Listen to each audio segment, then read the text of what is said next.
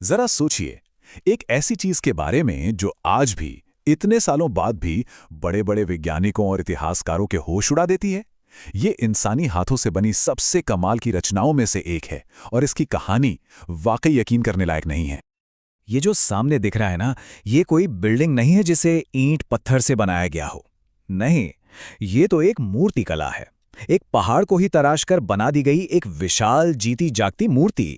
हाँ, सही सुना, पूरा का पूरा मंदिर बस एक ही चट्टान से। तो ये है एलोरा का मशहूर कैलाश मंदिर। ये भारत में महाराष्ट्र की चारंद्री पहाड़ियों में है और हाँ, इसे यूनेस्को ने वर्ल्ड हेरिटेज साइट का दर्जा भी दिया है। चलिए अब जरा इसकी कहानी में थोड़ा और अंदर चलते हैं। बात यह है कि जिस जमाने में इसे बनाया गया, उस हिसाब से ये काम मतलब लगभग नामुमकिन था। एक ऐसा कारनामा जिसके बारे में आज हम सोच भी नहीं सकते। अब जरा इस आंकड़े पर ध्यान दीजिए, 4 लाख टन। जी हाँ, 4 लाख टन पत्थर को उस पहाड़ से खोदकर हटाकर बाहर निकाला गया था, सिर्फ इस मंदिर को बनाने के लिए। जरा अंदाजा लगाइए कितना ज्यादा होगा ये। और ये कोई 1-2 साल का प्रोजेक्ट नहीं था, बिल्कुल नहीं। इसका काम शुरू हुआ 8वीं सदी में राष्ट्रकूट राजा कृष्ण प्रथम के दौर में। और अंदाजा ये है कि इसे बनाने में पूरे 100 साल लगे। कई पीढ़ियां खप गईं। मतलब सोचकर देखिए, 10 पीढ़ियों ने अपनी जिंदगी लगा दी इस एक अजूबे को बनाने में। तो फिर सबसे बड़ा सवाल तो यही है ना, कि आखिर बिना किसी मॉडर्न टेक्नोलॉजी के, बिना आज की मशीनों के, उन्होंने इतना बड़ा, इतना विशाल स्ट्रक्चर बना कैसे लिया? और इसका जवाब इसके बनने के तरीके में ही छिपा है। एक ऐसी लाजवाब टेक्निक जो आज के बड़े बड़े इंजीनियर्स को भी सोचने पर मजबूर कर देती है। तो उन्होंने किया क्या, ये सच में कमाल है। उन्होंने बिल्डिंग की तरह नीचे से ऊपर नहीं बनाया, बल्कि ठीक उल्टा किया, ऊपर से नीचे की तरफ तराशा। सबसे पहले पहाड़ में 3 बहुत बड़ी बड़ी खाइयां खोदी गईं। इससे हुआ ये कि चट्टान का एक बहुत बड़ा हिस्सा एक सिंगल ब्लॉक पहाड़ से अलग हो गया। और फिर कारीगरों ने ऊपर से, मतलब छत से नीचे की ओर नक्काशी करना शुरू कर दिया।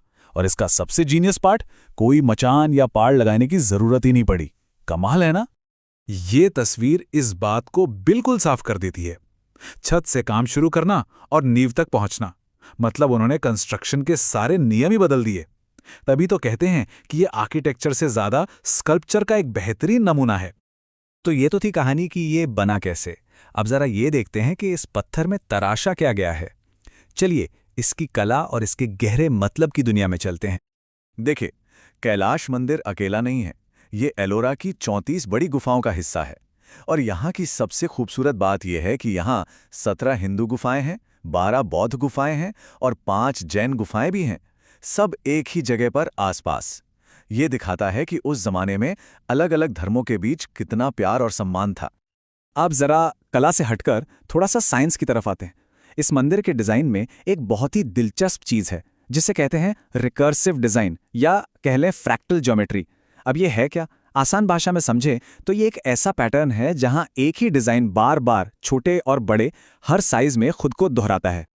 और कमाल की बात यह है कि ये पैटर्न कैलाश मंदिर में हर जगह दिखेगा। मंदिर के ऊंचे शिखरों में, बड़े बड़े खंभों वाले हॉल जिन्हें मंडप कहते हैं उनमें, और यहां तक कि दीवारों पर बनी बारीक नक्काशी में भी। एक ही डिजाइन जब बार बार दोहराया जाता है ना, तो देखने में गजब का तालमेल और खूबसूरती पैदा होती है।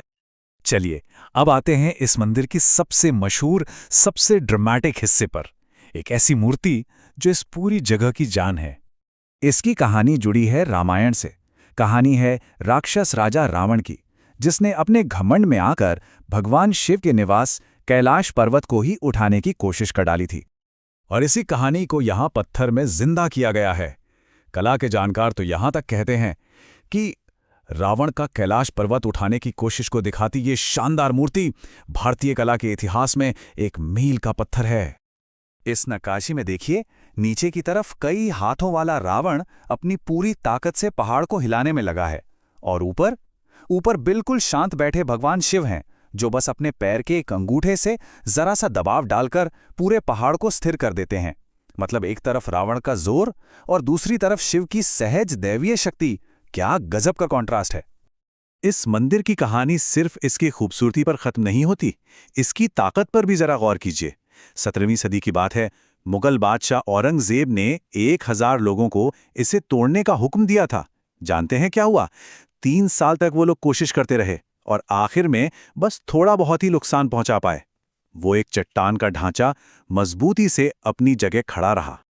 तो आखिर में ये एक सवाल तो मन में आता ही है कि प्राचीन दुनिया के ऐसे और कितने अजूबे होंगे जिनमें न जाने कौन कौन सी भूली बिसरी टेक्नोलॉजी और कला के गहरे राज आज भी दफन है।